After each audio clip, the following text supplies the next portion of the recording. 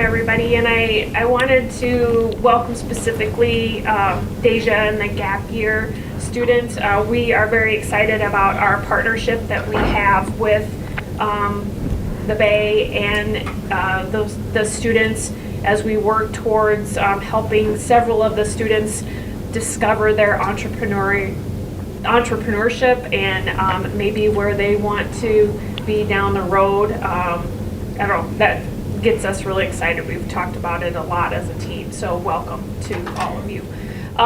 So Kathryn's here to talk about, she specializes in grant writing, which to be honest, we have several Focus Suites members who come to us and say, do you know somebody who specializes in grant writing?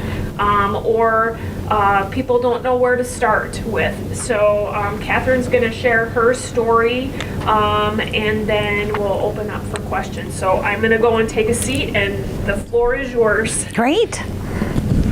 Good morning. Good morning. Kathryn Brockmeier. I don't have a firm, so I don't have a name of a firm, so I am Kathryn Brockmeier Grant Consultant, and so that's how I work. I do contract grant writing, and I have also been employed by firms who offer grant writing services. So I've been both an independent contractor and freelance writer, and then I have worked for an employer out of California and one out of Ohio, and they offer the services and then assign to me the funder and the grant that needs to be written, the grant application that needs to be written. So today I want to talk about journey to entrepreneurship, but I think that entrepreneurship is too big of a word for me. So I'm thinking of a roadmap to a startup is more what I am conceptualizing based off of the journey that I'm on and where I am professionally and personally. So do you want to lose the... Yeah, I'm just going to click on this notification so it goes away. Sure. And Jody says good morning to everybody. Hi, Jody. Good morning. So, Perk Up Thursday asked me a few questions, why I got started in entrepreneurship and owning a business or running a business, what I've learned along the way, and what keeps me perked up and passionate and motivated. So I'll talk about that all the way through this talk. Are you going to give me 5 minutes left or 3 minutes left so that I give us time to discuss? Sure. Okay, great, thanks. So rather than provide a timeline of where I was born all the way up to now, etc., I thought I would talk about 3 aspects of my life that have basically molded me into who I am today. And we'll talk about my formal and informal educational journey, the professional side of things for me, where I've concentrated on public service for government work as well as nonprofit work. And then I do want to touch on my personal life and talk about work-life balance.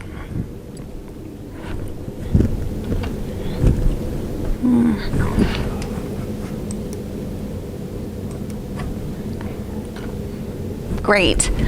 So at the top it says grant consultation roadmap. And so I've learned from working for a firm that they do onboarding for their clients. And one of the things they talk about is a roadmap to getting the funding. There are lots of steps that need to go along the way to prepare for writing a grant application. And then there are even steps after you receive the grant that we need to do. And it is circular. And along the way, we have continuous quality improvement. I don't know if anyone has heard of that, but it's evaluating how you're doing. You talked about that a little bit, about looking at your goals and how you're doing along the way, making sure that you're checking in with your clients, making sure that you are reflecting on how well you're doing. And so this is my roadmap to success. And I thought, well, gosh, I could talk about this roadmap on my journey as well. The first is igniting passion. So that's getting to know my client and helping them get excited about the grant funding journey. But at the same time, I need to ignite passion within myself and get excited about the work that I do every day. The next is research. So that is looking at the organization and the external effects that the organizations experience, and then I conduct what is called a logic model, which is what goes into running their organization, who helps run their organization, what are their goals, and what are their outputs, so what are their results. The next for me is grant seeking. So I belong to Instrumental, and there's also Foundation Directory, and they're very agile databases that you can use to search for funders based on your parameters of your search. So for me, grant seeking is pursuing clientele.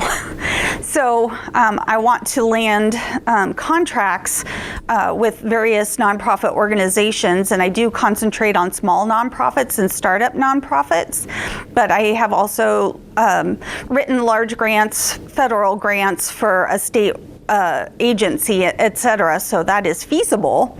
But the seeking process is step 3, where I am looking for a match between what I can offer and what organizations are looking for. The next step is the grant writing, where you actually sit down and you write your narratives and you look at your budget and you tell your story, and you make sure that you match with what the funder is looking to fund. That's a big part of it. So the grant writing for me this step is running my business and making sure that I am a match with my clients, making sure that I keep my objectives and my budget and my goals and my activities in line with what I have contracted with a nonprofit organization. And then the next one is called realization and review. So you don't just, you do get grants, but sometimes you get rejections, and you need to learn from the rejections and get their feedback so you can improve your grant writing. I also do grant evaluation and reporting. So after you get the grant, sometimes there are requirements for reporting, and you need to adhere to those requirements and make sure that you're submitting your reports on time, etc. So for me, that's the realization and review in my business, is that I need to be introspective and see how I'm doing, and also then discussing that with my clients, doing regular check-ins. What is our progress? How are we doing? Also, I need to write a business plan, Brooke. So that way I can revisit my business plan to make sure that I am meeting my contract goals and my personal goals, and how much money I want to generate for myself, right? So I don't have that yet, but a business plan would go under research, probably, looking at what I offer and how I can achieve income. So I'll talk a little bit about my formal and informal education, because it has molded me into the passion that I have as a grant consultant. And you can see on my Wordle, the old one was called Wordle, is now defunct because it used JavaScript, and there is no such thing, I don't think, as JavaScript anymore. But in my background, it started when I was 2.5. I was a reader at an early age, and my mom sent me to Montessori school. So that gave me vindication that I could use my intellect and enjoy that sort of thing. Through grade school and high school, I was a nerd. I was a band nerd. I was in a lot of clubs. I was in AP classes and et cetera. And so I just was really driven to get A's and excel. My blood type is A positive, and that's how I remember my blood type, because I was always going for A pluses. I studied at UNL for my undergraduate, and I did start graduate coursework there. And then I did receive my master's in library science from the University of Missouri. What was great is that they had a satellite in Omaha, so we could drive down to Omaha. I was in Hastings and then Lincoln, and we could drive to the satellite and take a 3-hour class. I'm an experiential learner, so it was really important for me to have lectures and discussion, etc. And so being with the program through Missouri was fabulous for me. And online classes have come a long, long way, right? So when I was an undergraduate and started in 1992, there was no such thing for me as an online class. There was no Blackboard, there was no platform to submit homework or papers or anything like that. And then when I started my graduate program, I did start while I was living here in Lincoln at UNL, but then I moved and I was commuting for night classes once a week, which was exhausting. And then we saw through my progress that I could take the rest of them online.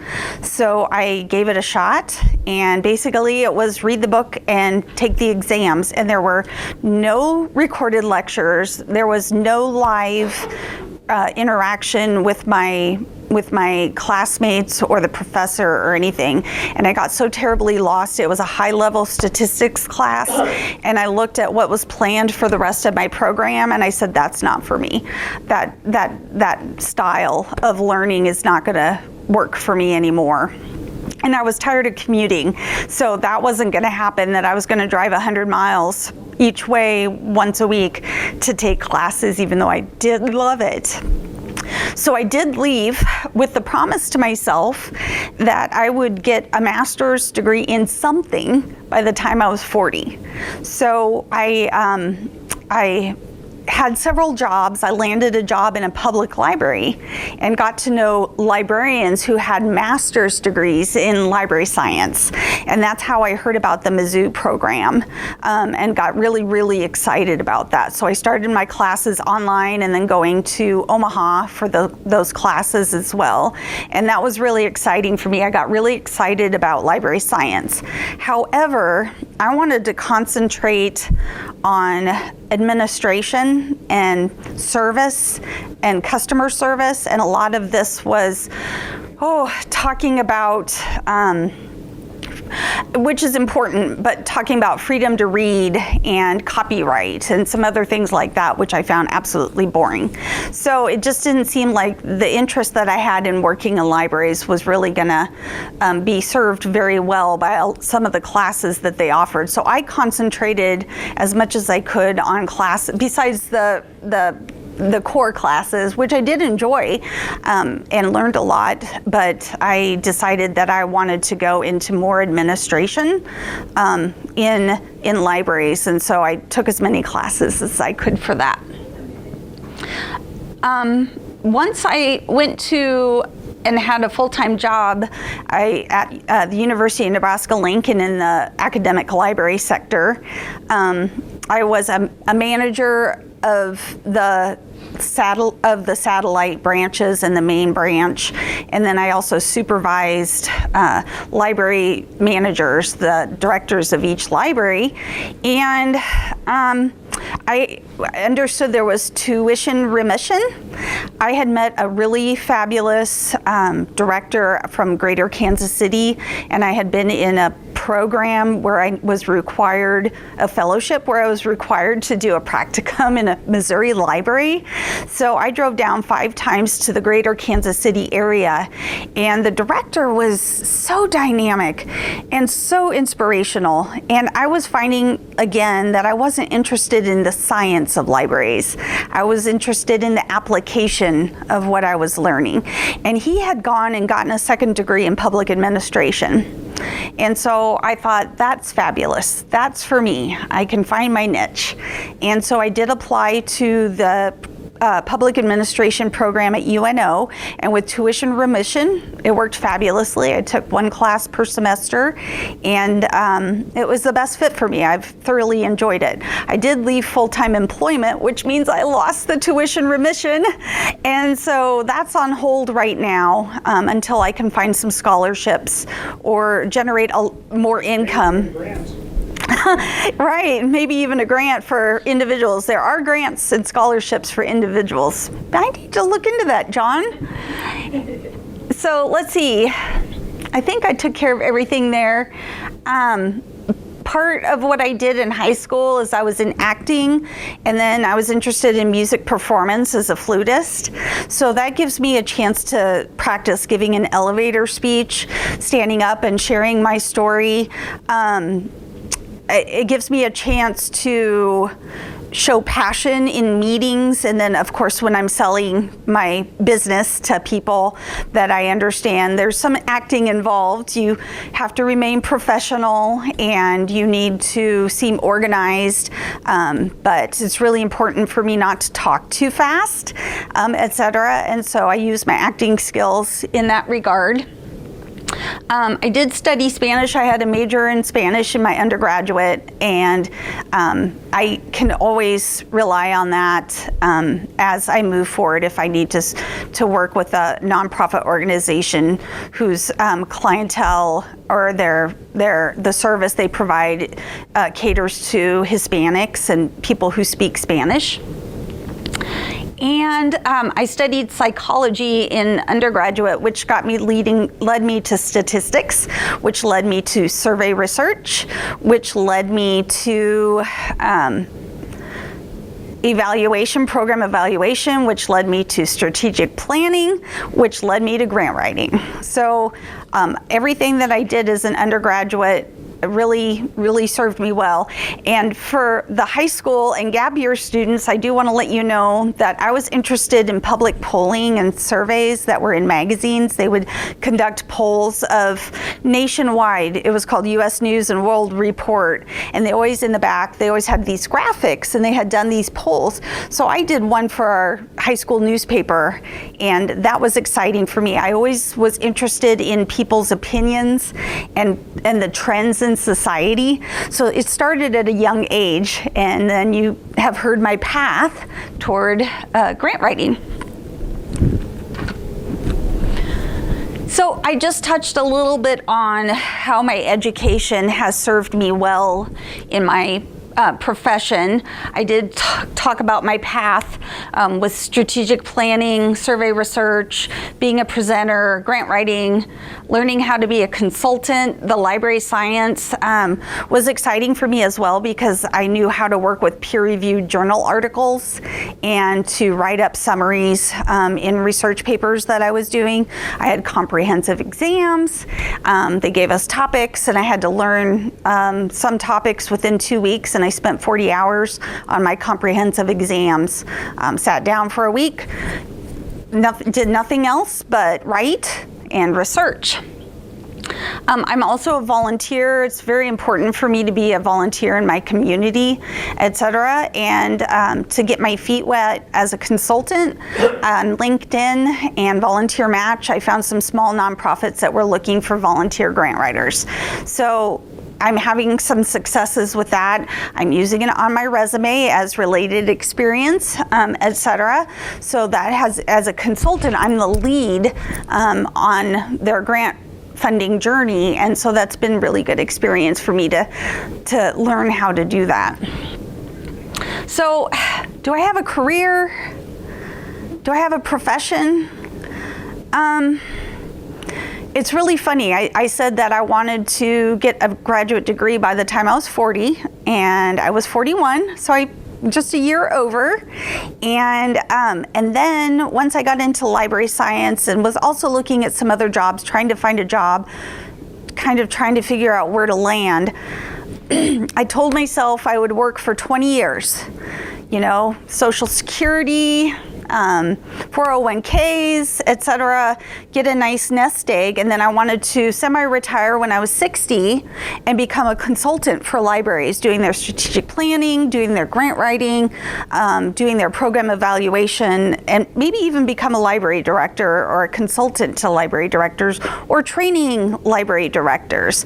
So that was my goal, was to have a career for 20 years and get my income in order and that sort of thing, so that I could be semi-retired at the age of 60.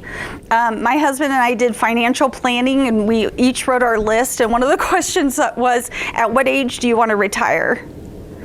His was 62 and a half, and mine was 67. You can live to work, or you can work to live. And throughout my career and education and everything, I live to work. I've loved the variety of everything that I've done in my life. And sometimes you look at a trajectory of where you start, and that you start down here and that you narrow it down. But for me, I started at 0 and I have gone this way, and my path has kind of gone like that. So, waves and angles, etc., as I have grown as a person, both personally and professionally. I just want to talk a little bit about my business during the Q&A. You can ask about the variety of my clients, because it's so much fun. Oh my goodness, I absolutely love it. Okay, so, work to live. That's great. I didn't ever think I would get married. I got married. I didn't see having children in my future, but I found a husband that I knew it would work. And so we went for a baby. We had our first baby, and I said, 1 is great, let's stop. And he said, how about 2? I'm like, okay, all right, we'll do 2. And for the 3rd, I just needed a break. And I said, I don't want to talk about it for a whole year. 12 months, not talking about family planning, nothing. Our second child has Down syndrome, and when he was born, originally we were going to go for our 3rd right away, a little 9-month gap, and then get the 3rd one and that sort of thing. But Andy was born with Down syndrome, and he didn't have any major presentations of health conditions, but we didn't know what was in our future with therapies, etc. And so I kind of got cold feet, and then I was just like, I don't know if I want to be pregnant again. And I'd heard that the leap from 2 to 3 is really significant. So I wasn't so sure about that. But then my oldest son one night said, Mommy, I wish you and Daddy would marry babies. I would like 2 little brothers and a little sister. Okay, good night, Simon. And then I walked out into the living room where Greg was watching TV, and I said, I guess we're not done.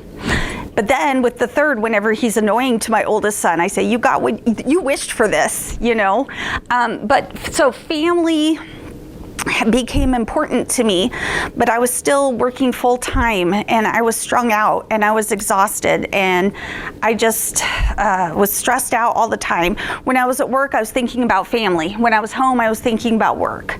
And so it worked really well. I told Greg, I said, I would like to wear career pants 3 days a week and yoga pants 2 days a week. Can we make this work?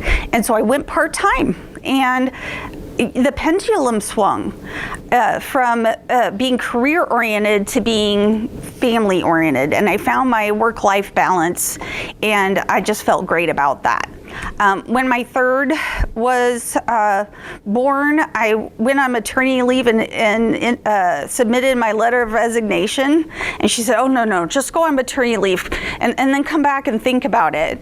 So I did, but I was finishing up graduate school, and I had that fellowship, so I was going to be traveling to Missouri for five different times for 3 to 4 to 5 days each time, and I just knew I couldn't make it work. And then I loved graduate school and wrapped that up. I decided to walk on the stage. I wanted my kids to see that my absence from certain things in their lives I wanted them to see what had come to fruition. So we drove down to Columbia, Missouri, and I wore the cap and gown, and I walked across and received my diploma, and I had a big smile for the picture, and just really excited about that. So then I was left with what? I was left with a baby at home and 2 kids in school. And what was I going to do? So I learned how to become a domestic engineer. And I learned how to have personal goals and house goals, housekeeping goals, family goals, etc. So that was the complete opposite for me of working full-time. But I took my job very seriously, and I failed in some aspects, and I was really hard on myself. And I realized that I needed to get back into some part-time work to give me some perspective and to feel fulfilled in that regard.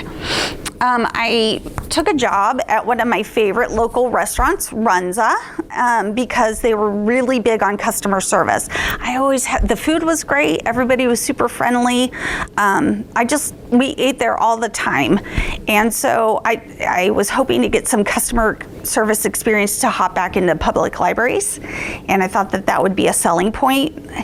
And so I did work at Runza part-time and absolutely loved everything except for Temperature Tuesdays. So, and I started by making onion rings, and I have the secret recipe, but I was sworn to secrecy, so I can't share it with you. But so that I was happy with that. And then we decided I was going to look for a full-time job. I landed a full-time job. I was a supervisor and had absolutely no fun with that. Absolutely no fun with that. I was driven, and the people I was supervising weren't as driven as I was, and I didn't know how to, infuse that energy so that they were, as I felt, for us as a group, being productive. So there was a major burnout. And I went on vacation to Disney World with my family and came home and submitted my letter of resignation. So that's what happened with that. That's when I decided to start grant consultant work. I started job hunting. It took me 2 months of almost full-time work, getting on LinkedIn, putting out feelers, submitting applications, getting interviews, etc. And so that was, I took that very seriously, the job hunt. I took the job hunt very seriously. A mistake that I made was being employed by a startup organization that didn't have very well organized administration. And so I left that firm. And then I did have another firm where I was employed, and they were also a startup business, and they needed to restructure based on budgetary constraints, and so they let me go. And so once again, I was without contracts, etc. So it was almost like starting all over again. So I'm really leery of working for a startup business that doesn't have a sound business plan, that they're not good stewards of their funds, etc. So when I interview with a firm or a consulting firm, I interview them as much as they interview me. I want to make sure that they've landed the grants, that they've vetted their clients before they bring them on board. Part of grant writing is pulling teeth and working with organizations that don't have a strategic plan, don't have business plans, don't know how to work with their budgets, have terrible bookkeeping practices, etc. And it's very frustrating. And when I did work for the firms, we all commiserated about that and how irritating it was. So learning to be a consultant, I'm very choosy about the organizations that I contract with. I give them a list up front. I said, this is what I need so that I can click upload, copy and paste my narratives, put that in there and click submit. Because once we get a couple of them done, it's easy peasy. You just keep going because a lot of the grant applications are very similar. You do cater in ways to what the grant funder wants. And so I have boilerplates. Boilerplates are narratives that tell the whole story, and then I can copy and paste to character counts and how we fit in with the funder, etc. But I do have a lot of information ready to go now with my organizations, and it expedites the process and it helps them understand that we can submit more grant applications. So a little bit about me. I've told you I'm a mother, I'm a wife. I'm also a caregiver for my mother who has Alzheimer's, and so she lives with us. And I put in a significant amount of time taking her to appointments, companionship, etc. And so, that takes its toll on me. And so I'm considered a sandwich generation, where you're taking care of a young family or younger family, and you're also taking care of a parent.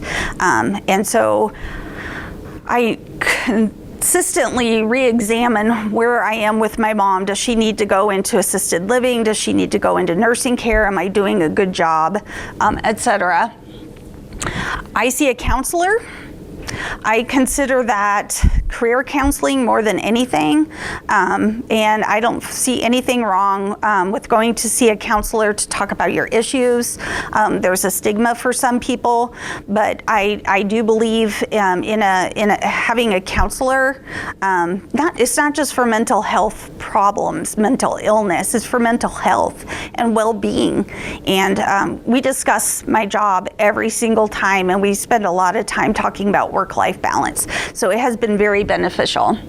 I love to watch sports. I'm a fan of the Huskers. And then I'm addicted to watching tennis. So right now the Australian Open is going, and they start airing at 8 p.m. and they go until like 7 a.m. And I try really hard to go to bed at a decent time and not watch it live. I'm a reader. I'm a friend. Spirituality is really important to me. Just you have all these balls that you juggle, right? And if you drop a ball, it's really tough to keep the rest of them going. And so spirituality is a facet of my life that's really important.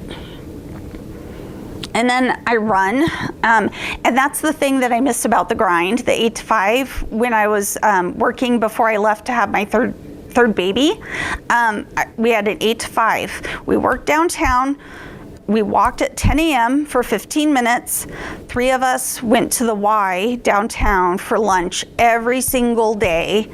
And then I would come back and eat a small light lunch at my desk while I checked emails, and then we would walk again for a break at 3 p.m. So I miss the camaraderie of having coworkers who become working friends. You'll find that sometimes you have work friends and then you have friends. They were good work friends for me. We haven't kept up since I left, but life just gets in the way, etc. And we don't have as much in common anymore because I went on a different direction than they did, working in the library world. So that is one thing about my work-life balance. When I became a stay-at-home mom with Benjamin and he was small, I started going to the Y as soon as they would accept him in daycare. So I went spinning for an hour, and then I would lift weights or do strength training, and then I would take my shower and I would get ready for the day. I'd put my makeup on, I'd get dressed up, etc. And it also gave him a chance to be socializing with children from a young age. He also did pick up a lot of viruses while he was there. I mean, they sanitized, I know they did, but so that was kind of not a perk. But and then that fell by the wayside when I started working full-time again. So COVID hit, and that was the start of it. And then I took a full-time job at UNL, and I decided the downtown Y closed for COVID and never reopened. And we belonged to the YMCA, and I didn't want to give additional money to go to UNL's gym, etc. So that totally fell behind. And right now I'm at the point where I just need to sign up for some 5Ks and really give myself a kick in the pants to get out there and start running again. And I'm finding running buddies. So that is really important. How am I doing on time? Getting pretty close. Okay, I think, yep. So this is my last slide. This is my journey to a startup.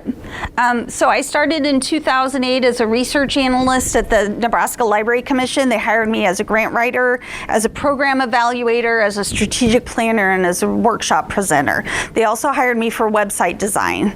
And so I think that's why I got the job, is because I also had the website design background. So that was a plus.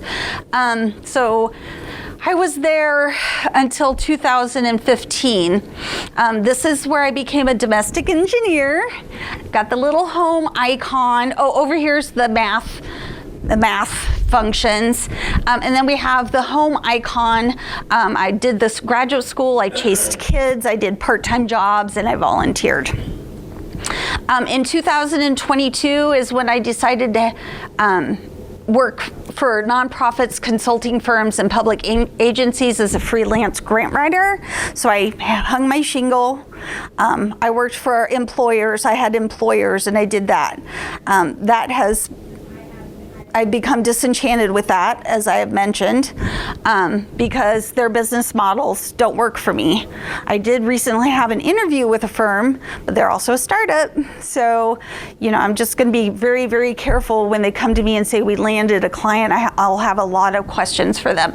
So, it's 2024. We're in mid-January, and what has happened? We've had 4 snow days, and I had 3 weeks of holiday break with my kids, and I thought I was going to lose my mind. What? Yes. Well, you never know. I think we're expecting a storm starting at noon, so I want to hurry home.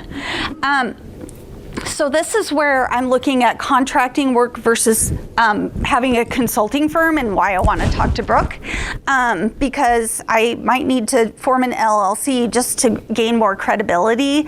So start my own business, and there's a rigmarole in doing that, and I need to talk with Brooke about that. But I also need to see what kind of an investment of time that I need to do in terms of managing a business, and I'm not sure I want to do that. But I'll talk with you, Brooke. Also, I need a business plan because I need to decide how many grants I'm going to write, how many grant applications I'm going to write, what are my goals for each organization for winning grants, and how much funding am I going to commit to raising for them. Also, I'm wondering about marketing myself. I'm on LinkedIn. I have my own Facebook page, etc. I do post on my Facebook page, and I landed 2 clients from that. I also landed a client from LinkedIn. So, posting regularly. I don't blog. I'm considering blogging and vlogging, but right now I don't have the capacity for that. But I really want to share stories and inspire nonprofits. It's my objective, especially with small nonprofits, is to win the grants for them and empower them to write their own applications. Because once we get going, they have everything they need. I'm looking into whether I need a small business loan just to keep things going, to keep myself afloat if I want to go back to graduate school for professional development, etc. And I talked about social media. So that takes care of that. And again, there's my roadmap. So the thing is that this heads back to number 1, and it's just really important to keep that in mind as you keep going. So I'm really inspired to see the gap year students here to learn, hopefully to not be overwhelmed. Because every entrepreneur's story is different, and everybody's path is different, and your path may not look like anybody else's path, so, and that's okay. So that's what I have to share for today. All right. So some of the questions that we always ask speakers is, do you want to come sit over here? You talked about that you're a reader. What are some books that you would recommend that have been impactful to you? Well, an oldie but a goodie is Seven Habits of Highly Successful People. Highly effective people. Oldie but a goodie. You know, it's a great place to start. I purchased Grant Writing for Dummies. What's wrong with that? It's a compendium. You want to make sure when you read it that you know you're doing your research and making sure that what they have to say is well grounded in business and accountability and credibility, etc. And then the one that did it for me when I was in grad school for survey research and methodology was The Tipping Point by Malcolm Gladwell. It talks about societal trends and how things go viral. For me, it was fascinating because I learned about statistics and gathering data and how it tells a story. What was the name again? The Tipping Point by Malcolm Gladwell. He wrote for The New Yorker, and he may have written for The New York Times. Some of his stuff has been debunked, so read what you want with a grain of salt and then go online and see how people have reacted to it. For me, it was monumental and a huge paradigm shift for me to understand some of that. But there have been critiques of it since it was published. But he has come out with other consequent books to follow up to The Tipping Point and to talk about other different things. And also we like to ask our speakers, we like to promote local businesses. What are some of your favorite local businesses that you like to do business with? Well, first, I have to plug the Focus Suites businesses. So I worked for Travis Russell, who was with Artisan HR and had that office right there as we came to Perk Up Thursday every Thursday, and it was so inspiring to hear the people that stood up front. I am drawn to small I'm drawn to small nonprofits. So the small nonprofits, there was one that started here that helped people find assisted living and Bridge to Better Living. Bridge to Better Living, and I can say that I personally used that for my mom. We did the tours. We went with one that we toured with them. They probably got their retainer, good for them, etc. So that was really important. I was excited. There was one that sold jerky, beef jerky or bison. Yep. Nebraska bison. She was just down the hall right here, and that was pretty neat to meet her and to hear what their distribution model was, etc. And then it's not a small business, but Renza is based in Lincoln, Nebraska, and they started out in a shack with a mom and pop, that sort of thing. So they started from the ground up, and look where it's come. And they're very choosy about where they have franchises. So they have not really expanded outside of the state to much degree, and much to the dismay is a lot of my friends who live in Kansas and Missouri and Iowa and Colorado. So I think they just want to make sure they don't grow too quickly or expand beyond their scope and what they're focusing on, etc.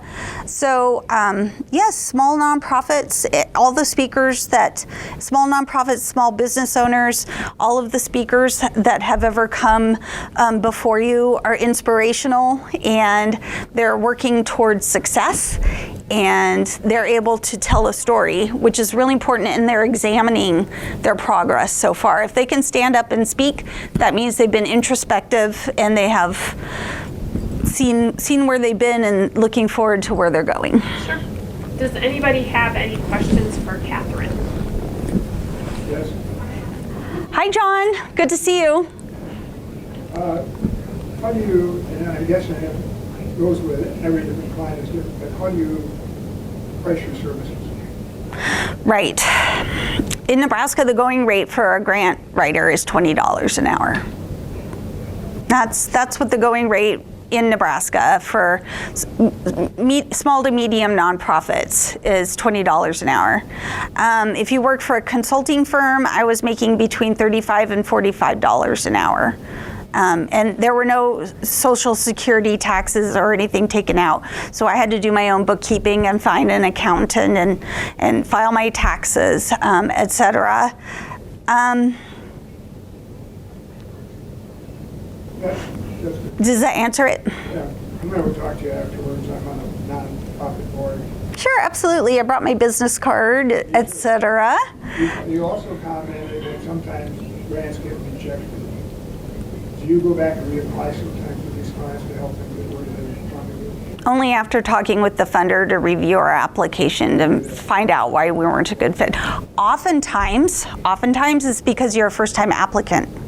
They don't know you. Yeah. The board members aren't familiar with your organization, et cetera. So it actually behooves you to contact either the program officer or one of the board members just to get on their radar.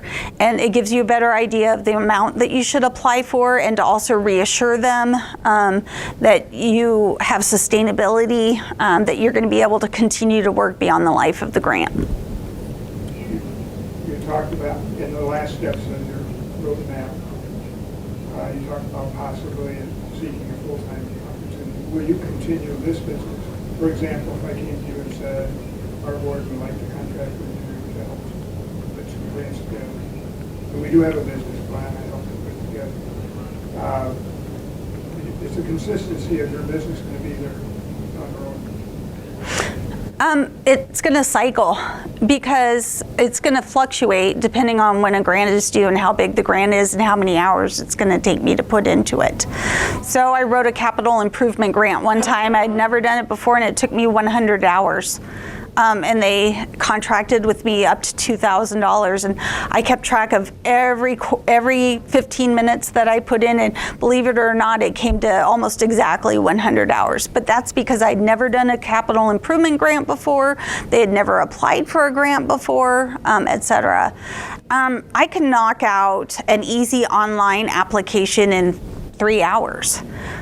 Etc. And again, once we get all the information that we need, each subsequent application just goes so much more quickly. I just need to plug and play, etc. And one of the things that I did have to do for a prospective client is I had to come up with projections and an estimate of how much time it would take me to do everything to fit within their budget. And that was interesting for me based off of my previous grant applications that I've done. I track everything. I track every grant that I've ever worked on, whether it was funded or not, so that I know what the investment of time is. I also talk about the research, so the back end of things, behind the scenes, what goes into that, and that can be significant at the beginning. Did you want me to talk a little bit about my clients? Do we have time? I'm sure. Or did you have another question, John? That was going to be, what was your ideal client? Oh, well, I don't have an ideal client. I do vet my clients to make sure that they're fiscally responsible, and that they have all of their documentation with federal requirements, et cetera. They filed their tax returns. They create an annual income and expenses report, whether it's audited or not. Some different. It seems like minutia, but it's critical and oftentimes required from funders. They say, submit this document, upload this document, do you have this on file, et cetera. They're 501c3, so they've got it. Well, sometimes they don't really have some of that. I've gotten like JPEGs of 990 postcards. I had a picture of their tax exempt letter because they didn't have a scanner. Okay, so there's some finagling that goes on, right? But also, this is why I love to work with startup nonprofits, because there's an education piece there for them, and it gets them really excited about chasing the money, because I can show them that all the work that they're putting in, all the investment of their time and effort is going to reap reward. Did you want me to talk about my clients just for a second as well?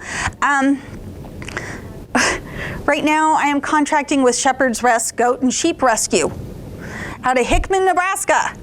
She either found me on Facebook, I think, or you can search Google for grant writers in Lincoln, Nebraska, and my Facebook page actually pops up. So she either contacted me through Facebook or LinkedIn.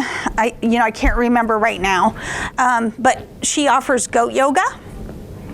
And now she wants to contract with children's services in the county outside of Beatrice that Beatrice serves to provide animal therapy.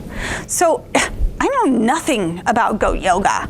I know nothing about goats. I went out to the farm, I took pictures, I asked a lot of questions. Where do you get your goats? How do you get your goats? How much does it cost to take care of your goats? What do you do in the winter? And she's been posting pictures. They're snowed in. Their snowplow broke down, and so she can't even get down the road to the highway. She's stuck. Hopefully she has enough hay and feed for her goats and sheep. Another one that came to me on LinkedIn is out of Virginia, Alexandria, Virginia, but her business, her nonprofit is to serve rural women and children in Morocco. Yeah. So they had an earthquake, so earthquake aid, that you need to apply for emergency aid from funders for that. Another one that she's going into is empowering women to start a rug making business.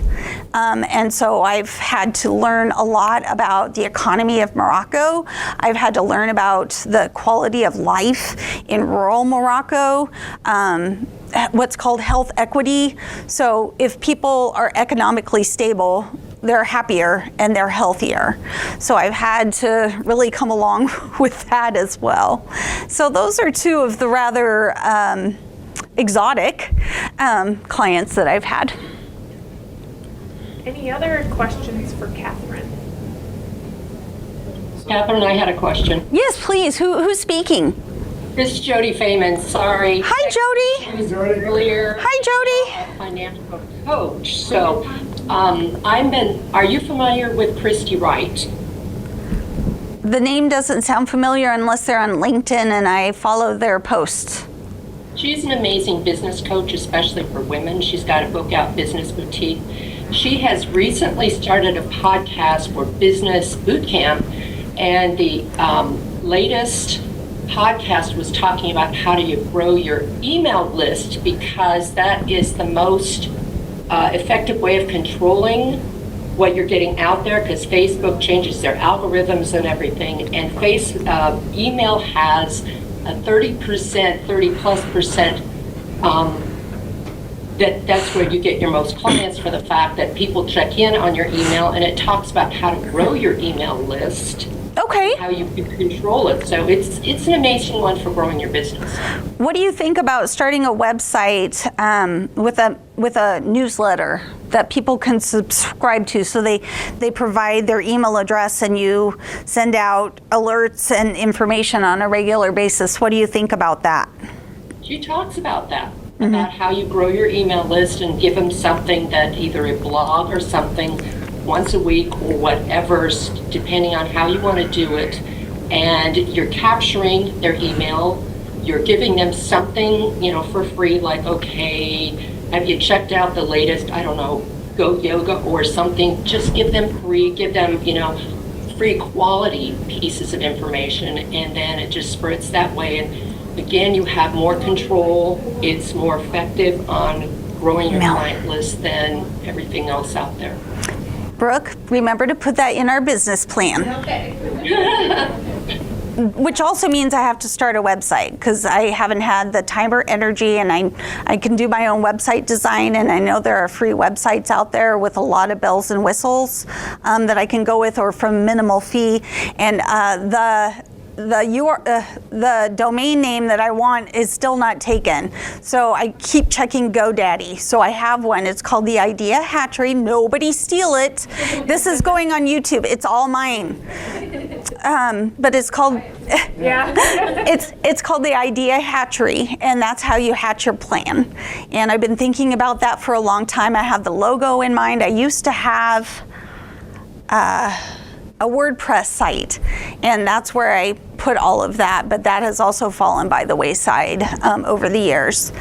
So great. Quentin, did you have a question? Yeah, so you only serve nonprofits, or will you do grant writing for profits? Absolutely. You've got to be. You got to introduce yourself. Yeah. Oh, hi. But I recognize you from when I worked at Artisan HR with Travis. So I'm with the Nebraska Business Development Center. Yeah, absolutely. You've got to look at your funders. I am a guru and wizard at grant seeking for foundations that will fund businesses. A lot of times they'll say we do not fund blah blah blah blah businesses.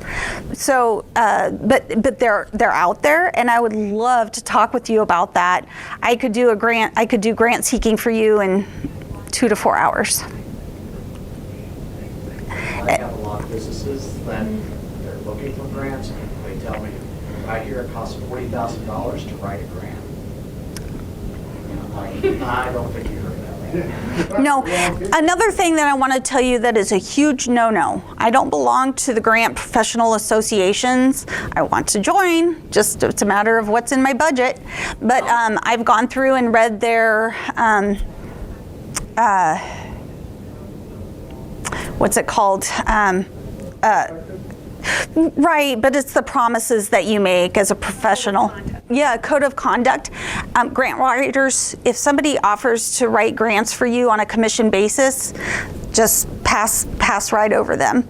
Grant writers should not work on a commission basis. They should not say, I'll take 10% of your grant award and let's go for, a $50,000 grant, and once we get it, you'll pay me $5,000. Don't do it.